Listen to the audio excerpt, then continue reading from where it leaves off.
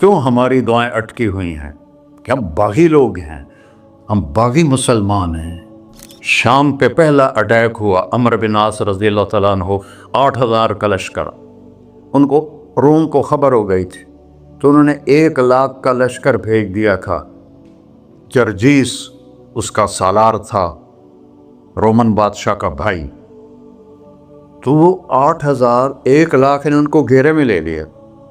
तो हज़रत वासिला रज़ी अल्लाह तआला अन्हु इस जंग में शरीक हैं। वो कहते हैं कि हमें यकीन हो गया आज हमारी कब्रें यहाँ बनेगी। और अरब की आदत थी जंग में शेर पड़ते थे उभारने के लिए, लेकिन हज़रत वासिला फरमाते हैं उस दिन हमें शेर भूल गए, हमारी ज़ुबान पे एक लफ्ज़ था, या रब मोहम्मद उन्सुर उम्मत मोहम्मद, ए रब मोहम्मद उम्मत मोहम्मद की मदद फरमा। कि ये हमारी ज़ुबान पर था, तलवार हाथ से चल रही थी, ज़ुबान अल्लाह को पुकार रही थी। हज़रत अब्दुल्ला बिन उमर, हज़रत उमर के बेटे भी इस जंग में शरीक हैं। फरमाते हैं जब सूरज ढला तो हम बार बार आसमान को देख रहे थे। मैंने जब ऊपर निगाह दौड़ाई तो मैंने देखा इन फरजत फिस्समा फुरजतुन, आसमान का दरवाज़ा खुल गया। व खरजत मिनहा खुयूल शुहब, और उससे शहाबी रंग के घोड़े और उनके ऊपर सवार, उनके सरों पे सफ़ेद पगड़ियाँ, और सबसे आगे एक सवार था जिसके हाथ में लंबा नेज़ा था।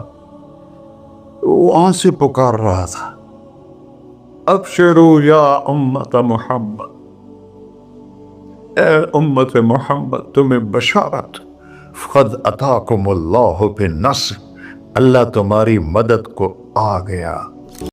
या अब्बा सुफियान जीतुकुम बिकरामत दुनिया वल आखिरा, अबू सुफियान दुनिया और आखिरत की इज्जत चाहिए तो मेरे पीछे चलना पड़ेगा, इसके अलावा कोई रास्ता नहीं है, कोई रास्ता नहीं है, कोई रास्ता नहीं। एक ही तरीका बाकी है, एक ही रास्ता बाकी है, वो है मुहम्मदुर रसूलुल्लाह। ला युमिनूना हत्ता युहक्किमूका फीमा शजर बैनहुम, अपने हर मामले में जब मेरे नबी आपको फॉलो करेंगे तो मैं इनका बन जाऊंगा, ये मेरे बन जाएंगे। ये मांगेंगे मैं दूंगा, ये सवाल करेंगे मैं पूरा करूंगा, ये मदद मांगेंगे मैं मदद करूंगा। क्यों हमारी दुआएं अटकी हुई हैं कि हम बागी लोग हैं, हम बागी मुसलमान हैं, हम बागी मुसलमान हैं। शाम पे पहला अटैक हुआ, अमर बिन आस रज़ी अल्लाह तआला अन्हु 8,000 का लश्कर, उनको रोम को खबर हो गई थी तो उन्होंने 1,00,000 का लश्कर भेज दिया था। जर्जीस उसका सालार था, रोमन बादशाह का भाई। तो वो 8,000 1,00,000 ने उनको घेरे में ले लिया। तो हज़रत वासिला रज़ी अल्लाह तआला अन्हु इस जंग में शरीक हैं। वो कहते हैं कि हमें यकीन हो गया आज हमारी कब्रें यहाँ बनेगी।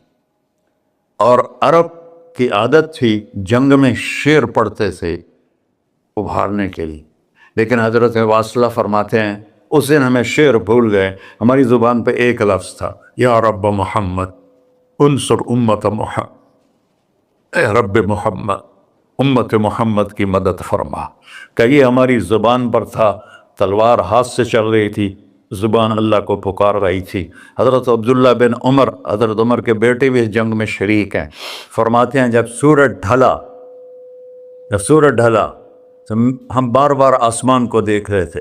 मैंने जब ऊपर निगाह दौड़ाई तो मैंने देखा इन फरजत फिस्समा फुरजतुन, आसमान का दरवाज़ा खुल गया।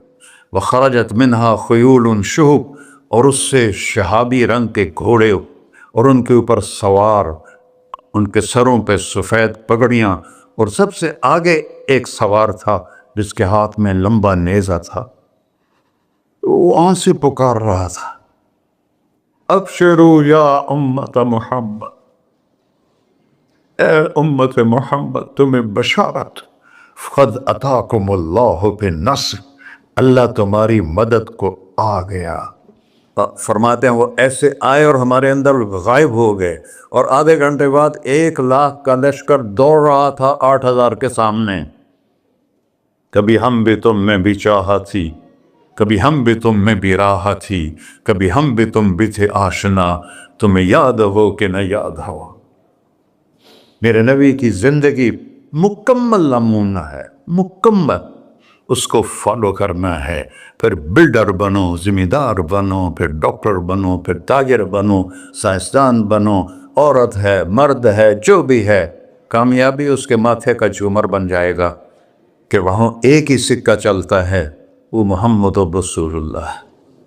تو بھائیو، مجھے یہی مختصر بات کرنی تھی کہ اس دنیا کے پیچھے ان دو ہستیوں کو پیچھے نہ کرو، ان کو ناراض نہ کرو۔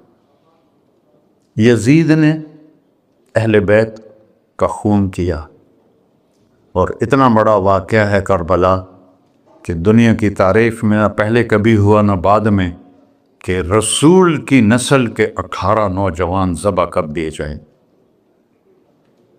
یزید 90 لاکھ مربع میل پہ حکومت، 90 لاکھ مربع میل، ٹھیک، 42 سال کی عمر میں مر گیا۔ اس کا بیٹا معاویہ بن یزید رحمۃ اللہ علیہ 22 سال کی عمر میں تخت پر بیٹھا۔ باپ نے 3 بر اعظم میں حکومت پھیلائی ہوئی ہے، دادا نے پھیلائی تھی، باپ نے اس کو بڑھایا۔ یزید کے زمانے میں بھی فتوحات ہوئی، اب یہ 3 بر اعظم پر اس نوجوان کی حکومت ہے۔ یہ بلڈر نہیں ہے،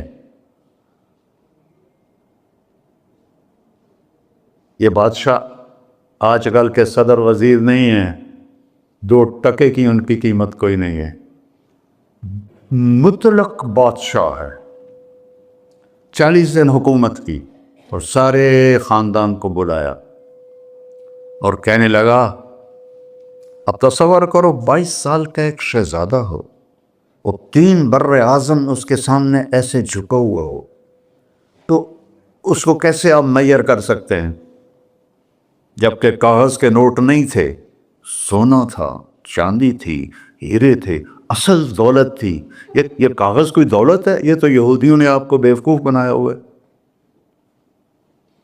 انہیں سب کو اکٹھا کیا، اس نے ایک چھوٹا سا خطبہ دیا، کہنے لگا، کانا ابی جبارن، میرا باپ ظالم تھا، اس نے اہل بیت کا خون کیا، اور جس تخت کے نیچے اہل بیت کا خون ہو میں اس پہ لعنت بھیجتا ہوں۔ یہ ہے تمہاری سلطنت، جس کو چاہو دے دو، میں بری ہوں۔ 3 بر اعظم کی حکومت اللہ رسول پہ قربان کر کے گھر بیٹھ گیا، اور آج اس کو کس عزت کے ساتھ میں سنا رہا ہوں۔ اس کے باپ کو بولتے ہوئے میرا لہجہ کیسا تھا، اور اس کے بیٹے کو بولتے ہوئے میرا لہجہ کیسا ہے۔ 3 بر اعظم کی سلطنت چھوڑ دی کہ اس کے نیچے اہل بیت کا خون ہے، مجھے نہیں چاہیے۔ تو اللہ اور اس کے رسول کو راضی کرنے کے لیے بڑے سے بڑا سودا بھی سستا ہے، بڑے سے بڑا سودا بھی سستا ہے۔ ایک صحابی آئے، یا رسول اللہ، میرے پڑوسی ہے، اس کی کھجور ایسے میرے گھر میں آتی ہے، اس پر جب پھل پکتا ہے تو وہ گرتا ہے، میرے چھوٹے چھوٹے بچے اٹھا کے کھانے لگتے ہیں، ادھر سے بھاگ کے آتا ان کے منہ سے نکال لیتا ہے۔ اس کی تو محنت کریں کہ اتنی سخت، وہ منافق تھا، اس کی اتنی سختی نہ کرے۔ تو آپ نے اسے بلایا، کہا بھائی ایک سودا کرتے ہو؟ کہا جی، یہ کھجور مجھے دے دو اور میں جنت میں کھجور دن لے کے دیتا ہوں۔ کہنے لگا، یا رسول اللہ، کوئی اور آپ فرماتے تو میں ضرور حاضر کر دیتا، یہ کھجور تو مجھے میرے بچوں کو بہت پسند ہے، میں تو معافی چاہتا ہوں۔ اٹھائی منافق، تو اس نے معافی مانگنی تھی۔ وہاں ایک صحابی بیٹھے تھے، ابو الدحداح، جو وہ چلا گیا تو کہنے لگے، یا رسول اللہ، اگر میں آپ کو یہ کھجور لے کے دے دوں تو مجھے جنت میں کھجور لے کر دیں گے؟ کہنے لگے، ہاں، سودا پکا ہے۔ تو وہ گیا اس کے پیچھے، کہنے لگا، بھائی کھجور بیچو گے؟ کہا نہیں۔ کہہ رہے، بھائی بیچ دو۔ ارے جا، میں نے رسول اللہ کو نہیں بیچی، تجھے کیسے بیچوں گا؟ انہوں نے کہا، منہ مانگی قیمت لے لے، منہ سے بول کیا لینا چاہتا ہے؟ ابو الدحداح کا باغ تھا تیار، 600 کھجوریں، میں ذمہ دار ہوں، مجھے پتا ہے کہ 600 کھجوروں کی کتنی قیمت ہوتی ہے۔ جیسے آپ بلڈنگ کو جانتے ہیں، میں نہیں جانتا، آپ ذمہ داروں کو نہیں جانتے، میں جانتا ہوں۔ 600 کھجوروں کا باغ، تو اس نے اس کو لاجواب کرنے کے لیے کہا، اپنا باغ دے دے، کھجور لے لے۔ اب یہ کہتا ہے پھرے ہوئے تو نہیں. آپ لوگ تاجر بیٹھے ہیں, اس کے بول کی طاقت دیکھو, اس سے کہہ رہا ہے اب معاہدے سے پھرو گے تو نہیں. انہوں نے کہا میں پاگل ہے جو پھرا, میں نے 600 کھجوروں کا باغ لگ گیا. پھر انہوں نے کہا چل ڈن, 600 کھجوروں کا باغ تیرا اور یہ کھجور میری. اور وہاں سے سیدھا گیا اپنے باغ میں. کھجوروں کا زمانہ تھا تو مدینے والے کھجوروں کے پھل کے زمانے میں باغ میں شفٹ ہو جاتے تھے, چھوٹے چھوٹے بنائے ہوتے تھے کمرے, وہاں بچے وہ سب رہتے تھے, کھجوروں کی پہرہ داری بھی اور توڑنا بھی. تو وہ ہائے قربان جاؤں نبی کے صحابہ پر, وہ باغ میں اندر نہیں گئے, باہر کھڑے ہو گئے کہ کہیں نیت نہ بدل جائے اتنا بڑا باغ دیتے ہوئے. باہر سے پکارا ام الدحداء, بیگم کہ جی کہ باہر آ جاؤ, بچوں کو بھی لے کے آ جاؤ. کیا ہوا؟ کہا میں نے باغ بیچ دیا. انہوں نے کہا کتنے میں؟ کہ جنت میں کھجور مل گئی. وہ کہنے لگی ربح البیع ربح البیع ربح البیع. واہ ابو الدحداء کیا سودا کیا تم, کیا سودا کیا تو. ارے کہ عورتیں زیادہ شور میں جاتی مروا دیتا ہے, پھر بچے کے تو کھاسیں تمہیں کہ تو کھاساں. ربح البیع. اس کے بعد بھاگا ہوا آیا اللہ کے نبی کے پاس, یا رسول اللہ میں نے کھجور خرید, آپ اس انصاری کو دے دیں. تو آپ نے پوچھا کتنے میں خریدی ہے؟ کہ سارا باغ دے دیا ہے, کھجور لے لی. آپ نے کہا پہلا سودا کینسل.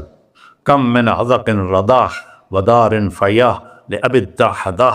اب تیرے لیے میں دیکھ رہا ہوں تیرے رب نے جنت میں کھجوروں کے باغ لگا دیے ہیں, اور تیرے پوٹھے کی جگہ کھجوروں میں محل بنا دیے ہیں سونے چاندی کے. جنت میں تو مٹی نام کی شے کوئی نہیں, لوہے نام کی شے کوئی نہیں. ایک ہر گھر ایک اینٹ سونے کی, ایک چاندی کی, ایک زمرد کی, ایک یاقوت کی, مشک کا گارا اور زعفران کی گھاس, اور اس کا لنٹر اللہ کا عرش ہے. تو سودے کر گئے, اب سب کچھ کرو اللہ رسول کو پیچھے نہ چھوڑ, کیونکہ ہمیشہ تو زندہ نہیں رہنا, چلے جانا ہے.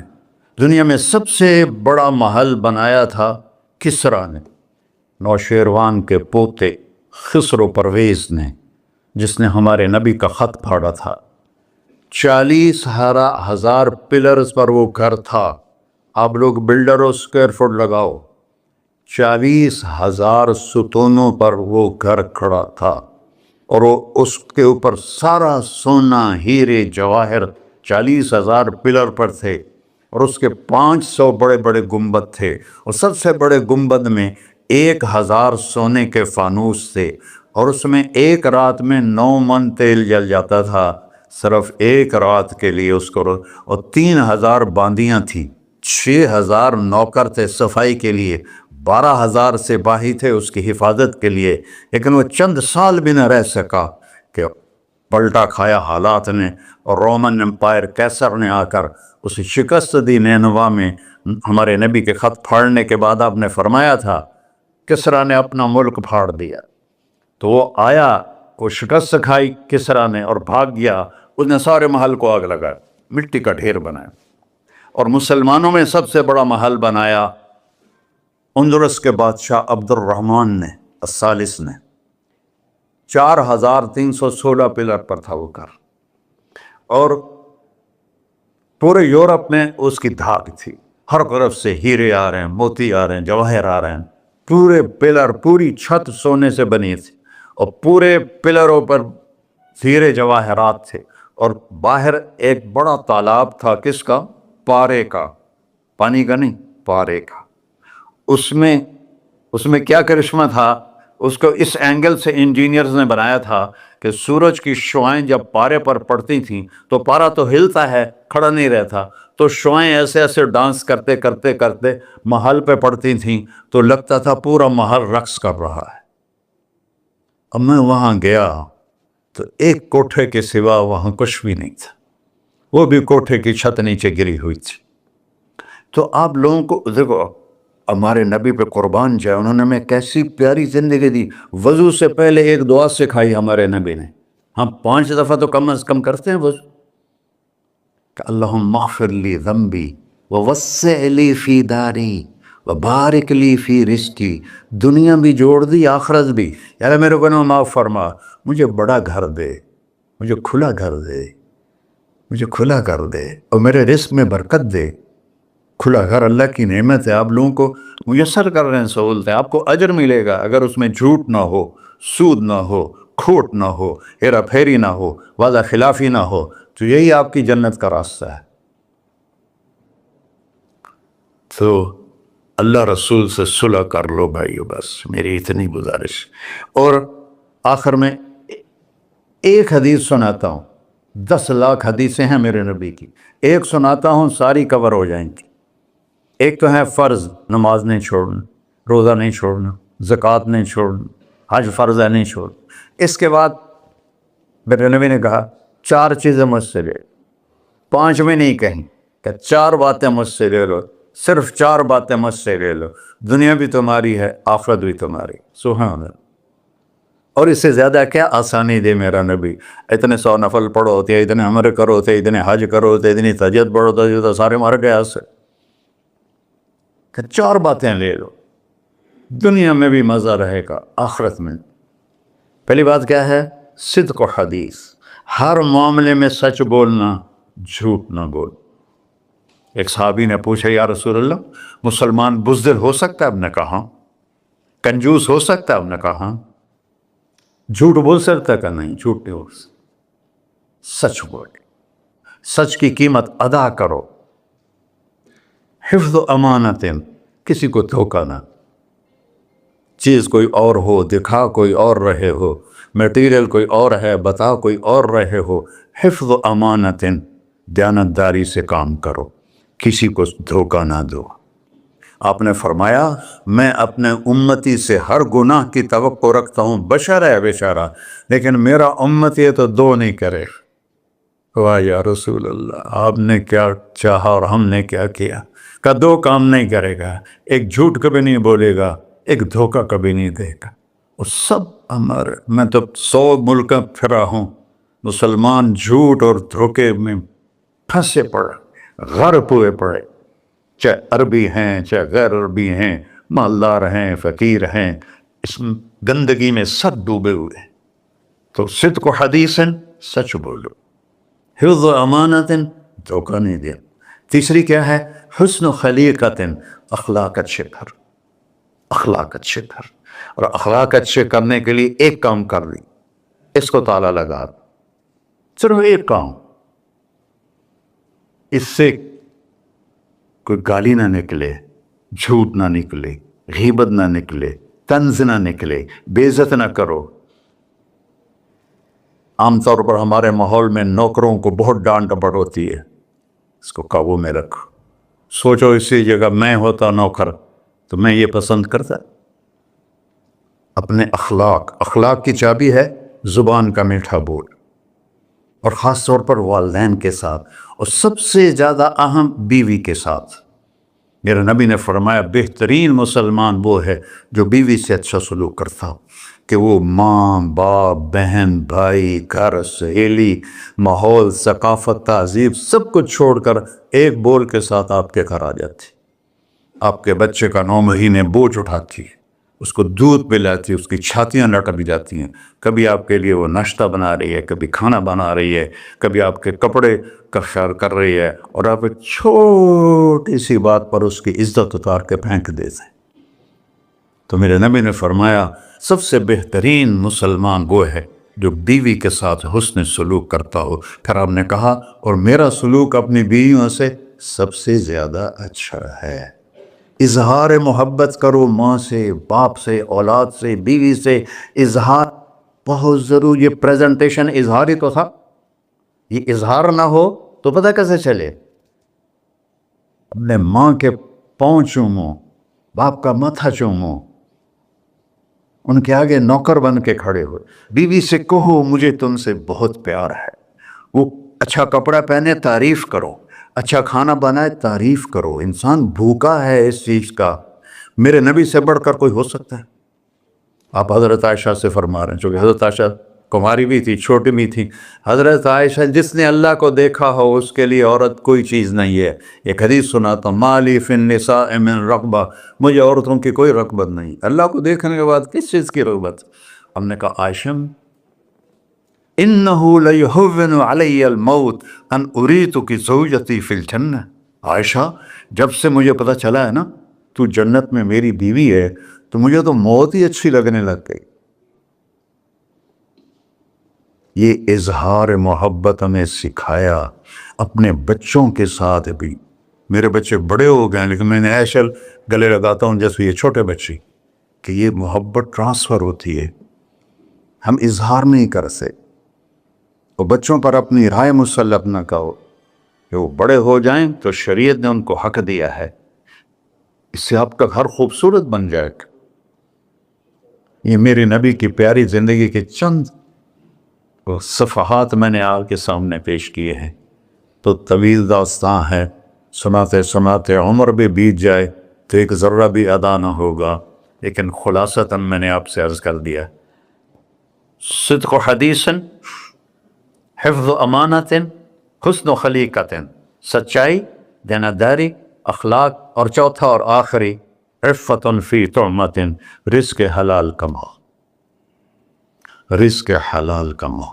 من امسا قالنا بعمل یدہ امسا مغفورا لہ، مسلم شریف کی حدیث ہے، جو صبح سے شام تک اپنے دنیا کے کاموں میں حلال اور رزق کی تلاش میں تھک کے گھر جاتا ہے، اس کے اس دن کے سارے گناہ معاف ہو جاتے۔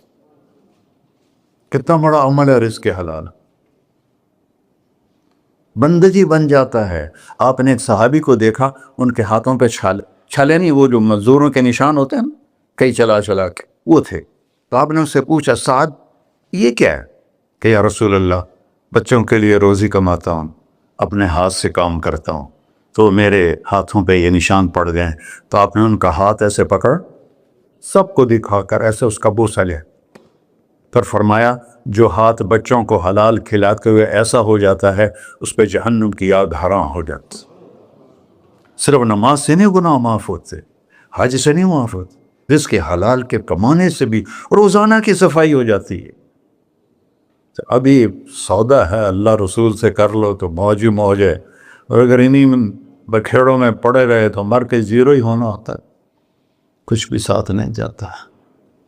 تو اللہ مجھے بھی توفیق دے، اللہ آپ کو بھی توفیق دے کہ ہم اپنے نبی کی زندگی کو اور اپنے رب کو سامنے رکھ کر زندگی گزاریں، اور آپس میں اگر لڑے ہوئے ہو صلح کر لو، آپس میں کوئی لڑو، دیکھو جھگڑا ہو جاتا ہے، بول چال بند نہ کرو، جھگڑا ماں سے بھی ہو جاتا ہے، باپ سے بھی، بیوی سے، بول چال بند نہ کرو، نہیں بس ساڈا بائی کاٹ۔